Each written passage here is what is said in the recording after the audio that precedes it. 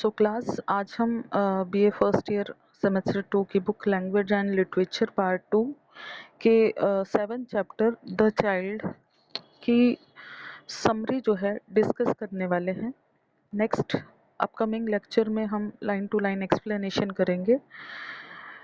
The child writer के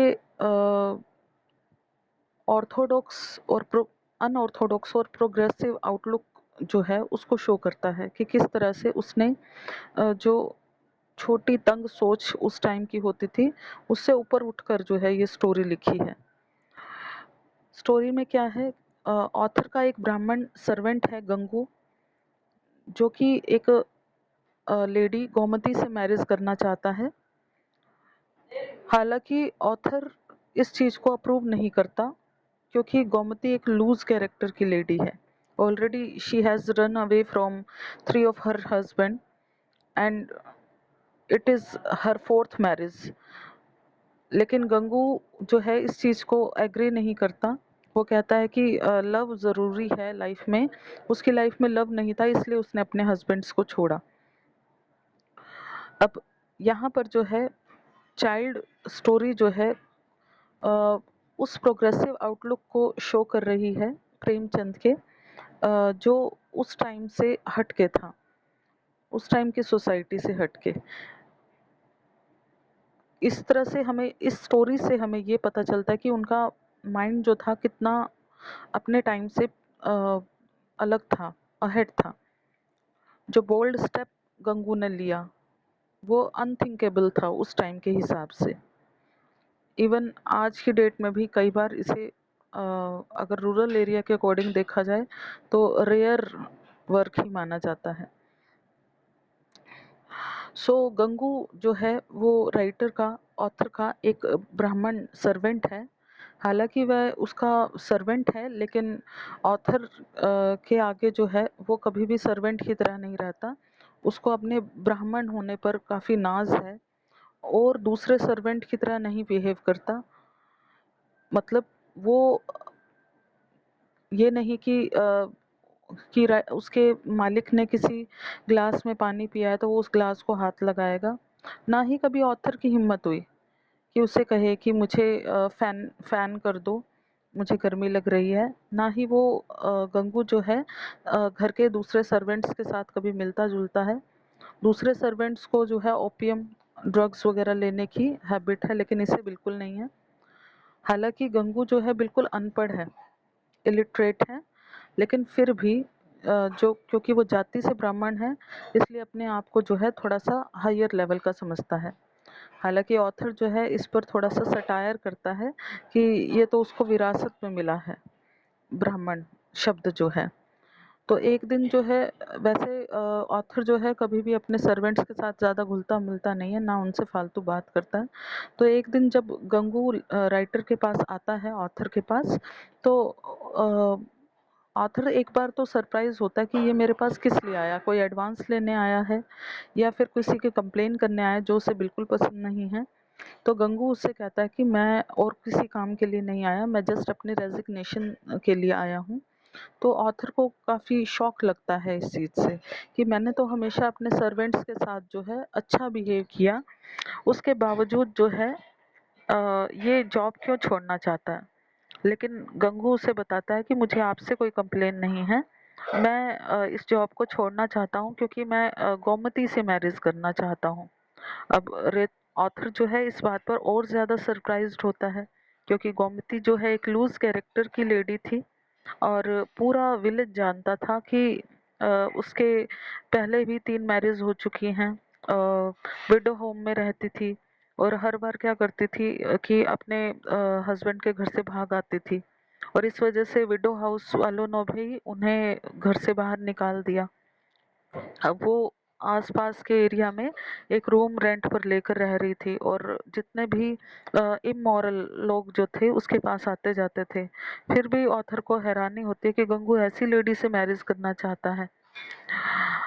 अब गंगू लेखक को ये बताता है कि वो गोमती के बारे में सब कुछ जानता है, फिर भी उससे मैरिज करना चाहता है। क्यों? क्योंकि वो दिल की बहुत अच्छी है। उसने अगर अपने हस्बैंड्स को छोड़ा था इसलिए नहीं कि उसे कोई अपना लालच था, जस्ट इसलिए कि वो प्यार चाहती थी और वो लोग उसके बॉडी से प्यार करते थे, उसके मन से नहीं। गोमती को रियल लव चाहिए, ट्रू लव चाहिए। और जब वो बार-बार ज़िद करता है तो ऑथर उसका रेज़िग्नेशन जो है एक्सेप्ट कर लेता है। लेकिन बार-बार ये कहता है कि तुम इस चीज़ के लिए पछताओगे, कुछ ही महीनों में वो तुम्हें भी छोड़कर भाग जाएगी। ओवरऑल ये स्टोरी जो है 3 पार्ट्स में डिवाइडेड है। तो यहाँ पर आपकी स्टोरी का फर्स्ट पार्ट खत्म होता है।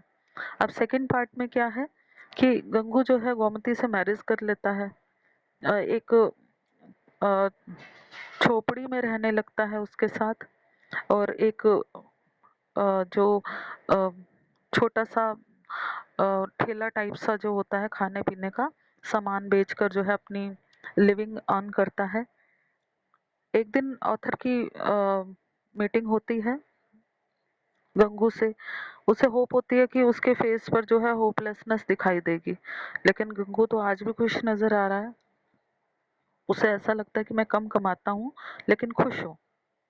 अब ऑथर को कहीं ना कहीं एनवी फील होती है इस चीज से कि क्यों ऐसा वो कर रहा है। उसे ऐसा लगता है कि मेरी जो वार्निंग थी वो सच क्यों नहीं हुई है।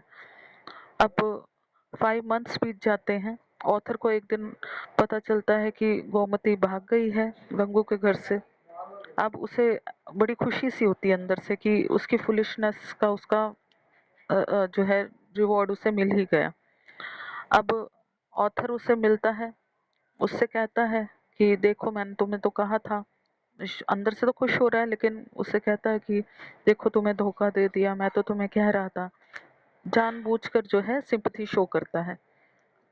उससे पूछता है कि गोमती कोई तुम्हारे पैसे वगैरह ले गई या कुछ ले गई। तो गंगू कहता है कि उसने तो मेरी एक भी चीज को टच भी नहीं किया, मेरे में ही कोई कमी होगी, नहीं तो वो तो इतनी अच्छी थी कि मैं उसकी कह नहीं सकता कुछ भी। अब ऑथर को इस चीज से भी गुस्सा आता है कि वो तुम्हें छोड़कर चल गई है और तुम फिर भी उसकी प्रेज करी जा रहे हो। तो वो सटायरिकल वे में कहते हैं कि अगर इतना है तो फिर जाके ढूंढ लो उससे।